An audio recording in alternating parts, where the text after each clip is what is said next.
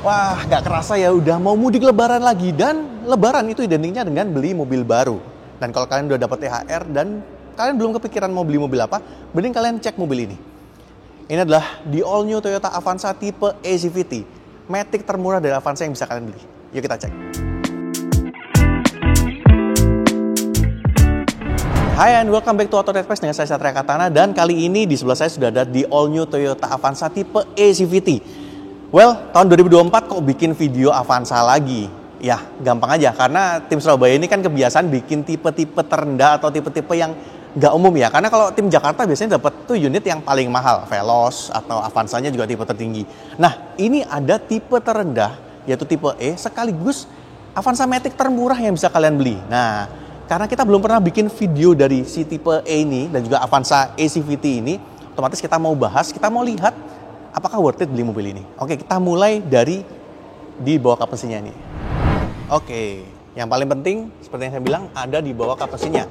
Karena di sini ada mesin 1 NRVE 1300 cc, 98 PS dan juga 120 Nm. Ini adalah mesin yang lumayan legendaris ya. Udah dipakai dari Avanza generasi sebelumnya. Dan kalau tipe E itu otomatis pasti kalian dapat mesin 1300. Beda sama tipe G yang otomatis dapat mesin 1500. Oke, jadi kalian paham? Kita mau bahas ke desainnya. Kalau desainnya, dari fascia depan ini sebenarnya tidak susah untuk mencintai wajah depan mobil ini. Kenapa? Karena dia pakai desain kin look-nya Toyota ya, dengan tarikan lampu yang kelihatan sipit kayak gini. Dan kabar baiknya, lampunya itu sudah full LED. Jadi ada lampu kecil, lampu utama, lampu jauh, dan juga lampu seinnya. Itu semua full sudah LED. Tapi memang sebagai tipe yang paling murah, otomatis ada kompromi ya. Di sini nggak ada fog lamp. Jadi kalau kalian emang budgetnya pas sama mobil ini tapi kepengen fog lamp, tinggal tambah aja. Dan buat kalian yang nggak suka chrome, ini kabar baik karena di sini nggak ada chrome-nya sama sekali kecuali di logonya Toyotanya. Jadi kelihatan clean. Apalagi warna hitam kayak gini dengan ornamen grill. Ini warna hitam doff dan juga ornamen di sampingnya ini warna hitam doff. Ini kelihatan cukup keren. Nah, balik lagi itu kalau kalian nggak suka sama chrome. Tapi kalau kalian suka yang mungkin jadi pusat perhatian, ada chrome-chromannya ya tambah aja sendiri ya. Kita lihat ke sisi samping yuk. Nah, di bagian samping ini kalau kalian perhatikan masih konsisten ya. Dia nggak ada chrome-chroman sama sekali. Padahal di window line ini biasanya ditambahin chrome-chroman nih. Ini dia nggak ada, polos-polos aja. Di handle juga nggak ada, polos-polos aja. Dan tentunya nggak ada keyless-nya karena dia pasti pakai kunci biasa. Dan di sini velgnya yang unik adalah dia pakai velg ini udah alloy warna silver single tone dengan profil bannya ini 185/65 R15. Jadi 15 inci lumayan ukurannya walaupun memang kalau dibanding sama Veloz yang 17 inci kelihatan lebih kecilnya lumayan ya. Tapi dia pakai ban yang profil agak tebel 65 jadi ukurannya nggak yang kecil-kecil banget. Kalau dibandingkan sama Transmover juga jelas ya, dia pakai alloy. Kalau Transmover itu pasti pakai velg yang besi gitu ya, kaleng gitu ya. Dan spionnya di sini masih ditutup manual. Nggak ada elektroniknya. Ada emblem dual VVT-i. Oke, kayaknya itu aja kalau dari bagian samping. Kita lihat ke sisi belakang. Nah, di bagian belakang juga masih ada emblem-emblem ya. Ada emblemnya tipe E, Avanza. Dan kabar baiknya adalah Toyota di sini ngasih lampu full LED bagian belakangnya. Lampu remnya LED, lampu seinnya LED, lampu mundurnya juga LED. Ini kabar baik ya, karena walaupun tipe terendah dia nggak disunat jadi lampu bohlam gitu ya. Dan di belakang sayangnya dia nggak ada sensor parkir ataupun kamera mundur. Dan di sini adalah gunanya kalian belajar nawar sama ibu kalian. Kalau kalian bisa nawar sales ngasih bonus sensor parkir atau kamera mundur kan lumayan. Nah, di bagian belakang dia masih ada wipernya tapi memang nggak ada defogger plus nggak ada rear spoiler. Tapi dia ada antena model yang short pull. Mumpung di belakang kita langsung lihat bagasinya ya. Nah, seperti ini. Ya sebenarnya pada umumnya sama aja dengan Veloz atau kawan-kawannya secara size dan juga ukuran ya. Jadi kalian kalau kursinya lagi tegak kayak gini masih bisa angkut-angkut barang di bagian belakang. Plus di bawah sini masih ada kompartemen buat taruh-taruh toolkit dan sebagainya. Dan masih ada lampu juga. Jadi secara functionality masih sama dengan tipe tertingginya bahkan sama dengan Veloz. Yuk kita masuk interior. Oke, kita udah masuk ke interiornya dari Avanza tipe E ini dan ini kuncinya kayak gini ya. Jadi masih pakai anak kunci, bukan keyless. Kalau nggak salah ini mirip punya Calya Sigra ya. Jadi kalau kita mau kontak on ya harus masukin anak kuncinya. Old school.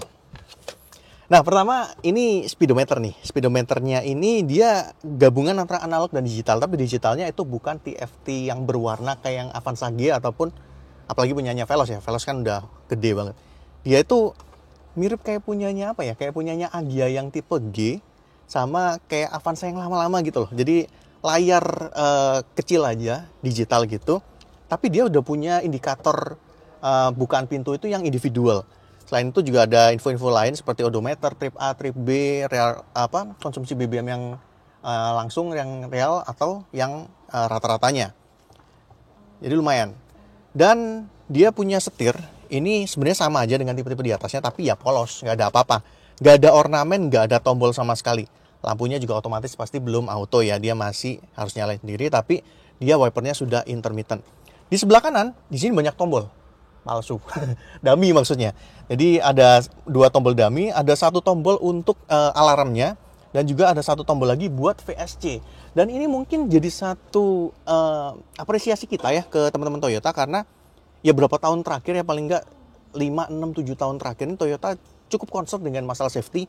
Jadi untuk fitur-fitur ABS, EBD, airbagnya ada 2, plus ada VSC itu udah dikasih semua. Jadi ujub lah Toyota.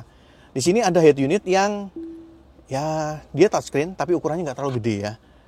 Tapi at least dia ada pengingat yang tanggal ganjil genap. Kalau Surabaya nggak kepake ya, karena sama aja. Dia bisa ada konektivitasnya radio, Bluetooth, USB, dan ada M Toyotanya. AC di tengah sini mekanismenya digital, bukan yang climate control. Jadi kalian cuma bisa naik turunin suhu bar gitu doang, bukan suhu yang derajat Celcius. Sama untuk fan-nya. Dan dia nggak ada pengatur arah semburan. Jadi cuma ke sini doang, nggak ada ke defroster depan, nggak ada ke kaki juga. Tapi at least balik lagi masalah safety, di sini ada indikator untuk seat belt belakang. Jadi diingetin nih kalau udah pakai seat belt atau belum. Transmisinya Matic ya, CVT di sini sama aja. Di sini ada aksen karbonnya dan nggak ada aksen apa ya istilahnya krom-kroman atau apa, itu sama sekali nggak ada sama sekali. Jadi ini full black semua. Kecuali di sini agak sedikit kecoklatan gitu ya di bagian depannya. Di sini masih ada rem parkir yang manual, ada power outlet, dan di sini juga masih ada power yang pakai USB A. Nah, untuk tempat penyimpanan dia masih sama dengan tipe-tipe yang lain. Jadi ada yang terbuka sini, ada glove box di sini, ada cup holder di sebelah kiri yang bisa ditutup, ada cup holder terbuka di kanan. Door trimnya juga punya kantong-kantong yang sama ukurannya. Kursinya juga dia bisa di-adjust, tapi dia nggak bisa naik turun ya. Jadi dia nggak bisa naik turun, cuma maju mundur aja sama recline doang. Ya. Plus terakhir speakernya dikasih tweeter juga, berarti speakernya itu ada 6 di sini. Standar tapi cukupan lah kalau kalian pakai buat mungkin keseharian kalian, mobil-mobil harian kalian. Oke, kita duduk di bangku baris keduanya dan pada dasarnya secara fungsional sih sama ya dengan tipe-tipe di atasnya, bahkan sama juga sama Veloz. Legroomnya di generasi ini emang tambah gede ya, mobilnya juga tambah panjang sih, jadi legroom sih enak banget dan kursinya pun masih bisa maju mundur ya. Jadi kalau kalian mau bawa orang dewasa pun di belakang, kalian bisa adjust ini majunya. Ya kalau belakangnya emang kesempitan tinggal dimajuin aja kursinya. Plus mobil ini kursinya karena bisa majuin mentok sampai ke depan banget gini ya, dia bisa jadi sofa mood, sama seperti tipe-tipe di atas, bahkan sama juga seperti Veloz. Yang kita sarankan kepada muda-mudi, kalau berduaan jangan dipakai, dosa. Oke, selain itu di atas ini ada AC double blower yang bentuknya somehow memang dibanding yang model-model yang konvensional yang kayak mobil tahun 90-an, 2000-an itu, ini kelihatan lebih fresh gitu ya. Tapi karena udah dipakai model kayak gini, jadi air circulator di Carrier dan Sigra, emang kelihatannya jadi kelihatan kayak agak cheap gitu ya. Padahal oke juga secara desainnya. Nah, sayangnya di belakang ini nggak ada charger sama sekali.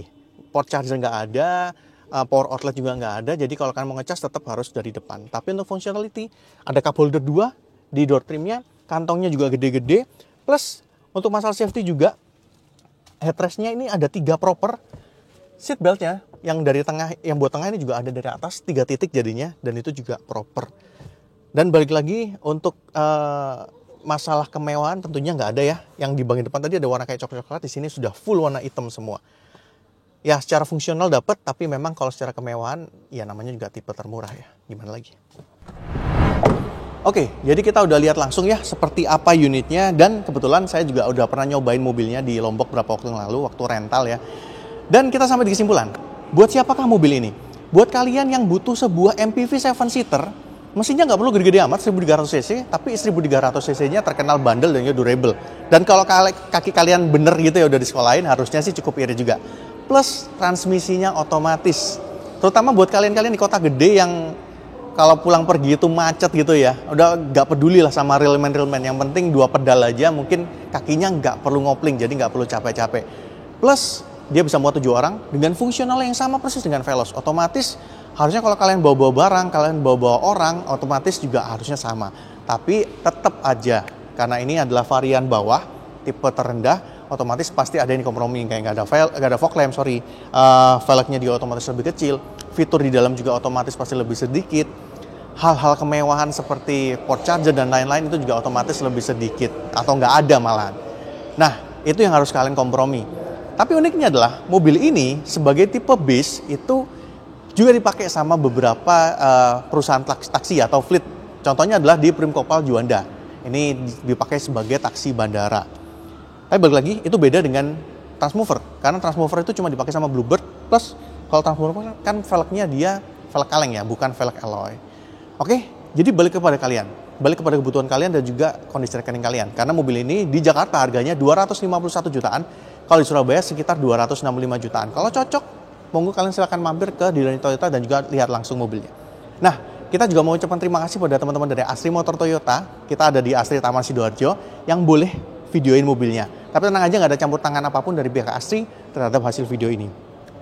Oke, kayaknya itu aja dari AutoNMS kali ini. Thank you buat teman-teman yang udah nonton sampai akhir. Kalau kalian suka boleh like dan juga share teman-teman kalian. Komen juga di kolom komentar di bawah dan juga mampir-mampir ke Instagram, TikTok dan juga websitenya AutoNMS. Sampai ketemu lagi.